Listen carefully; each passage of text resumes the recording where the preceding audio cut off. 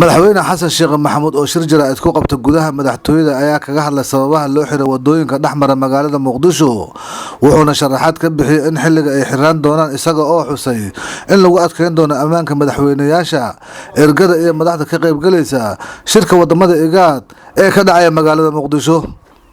dhinaca kale madaxweyne xasan sheekh maxamuud ayaa horumar ay Soomaaliya ku talaabsato ku tilmaamay in shirka madaxda IGAD lagu qabto magaalada muqdisho iyadoo ay hore magaalada muqdisho u martigelisay shirkii wasiirada arrimaha dibadda ee urur goboleedka IGAD wuxuuna shacabka reer muqdisho oo maalmihii ciidda ay ku soo wajahan yihiin ka dalbaday inay dulqaad badan muujiyaan.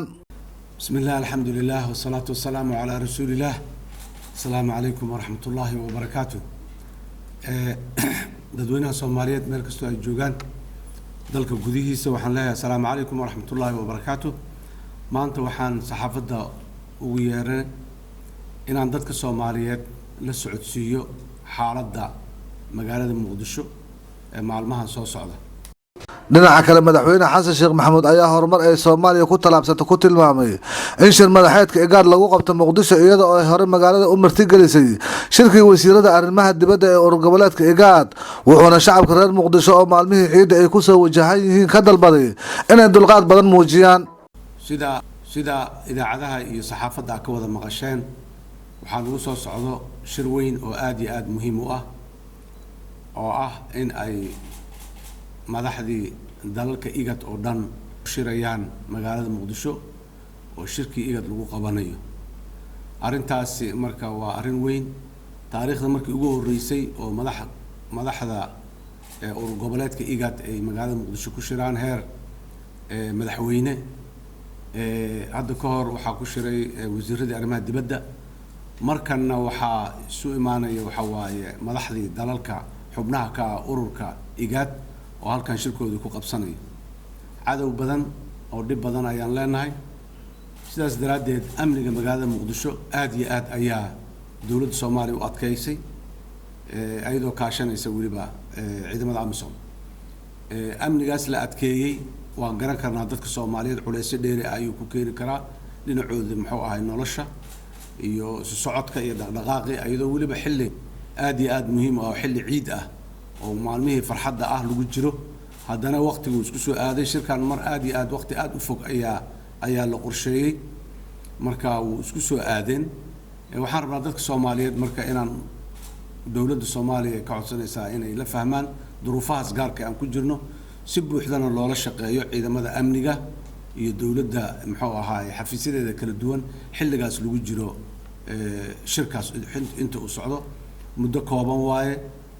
caalamkuna waxyaabaha practice-ka caadiga ay ka mid tahay marka shirarka waaweyn ee caalamiga dhacaya in ammaanka aad loo adkeeyo. adkeynta ammaankuna mar walba noloshii caadiga ahayd ee dadka muwaadiniinta waxbay ka bedelay.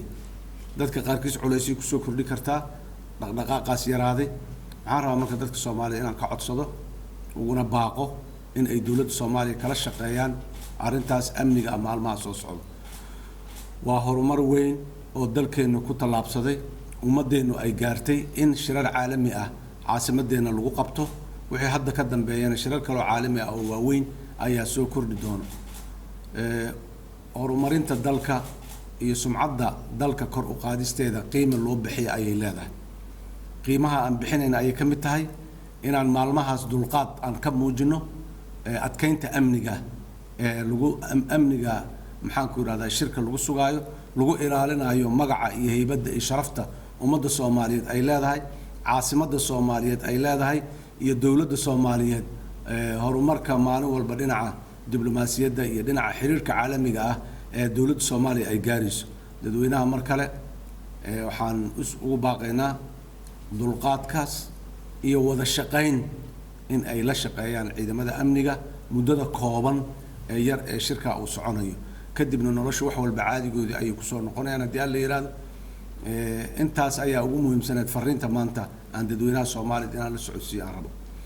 sidoo kale madaxweynuhu wuxuu rajo wanaagsan ka muujiyay shirka madasha qaran ee isna muqdisho ka socda oo uu sheegay in go'aamo wax ku ool ay ka soo bixi doonaan. inta kale dalku waa caadi waa degan yahay waa fiicannahay alxamdulilah. howlgalladii amniga lagu sugayay sidoodii ayay u socdaan. shirkii madashu waa socdaa meelihii ugu dambeeyay ayuu marayaa waxaa kasoo bixi doona haddii alla yidhahdo sida caadiga ahayd go-aano kale oo hore loogu sii qaadayo arrimaha doorashooyinka iyo arrimaha amniga dalka guud ahaan haddii alla yidhaahdo.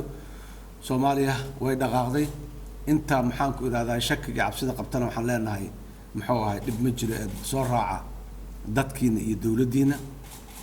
maanta marka muhiimadda intaasay ahayd aad iyo aad ayaa u mahadsantihiin. wasalaamu calaykum waraxmatullaahi wabarakaatu. madaxweyne xasan sheekh maxamuud ayaan soo hadal qaadan jiritaanka wararka sheegay in madaxweynaha dalka suudaan cumar xasan al-bashiir uusan ka qaybgelin shirka madaxda wadamada urur goboleedka IGAD muqdisho uga furmayo.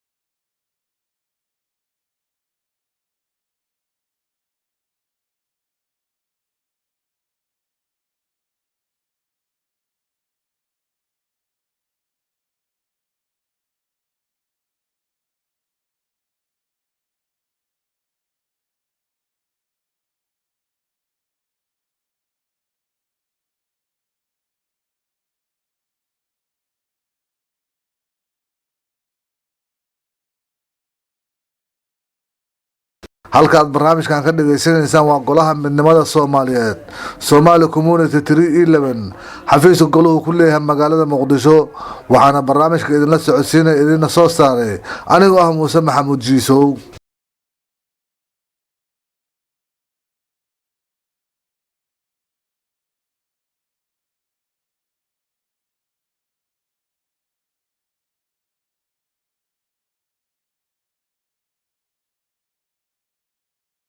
halka aad barnaamijkan ka dhageysanaysaan waa golaha midnimada Soomaaliyeed Somali Community 311 xafiiska goluhu ku leeyahay magaalada Muqdisho waxaana barnaamijka idin la socodsiinay idin soo saaray anigoo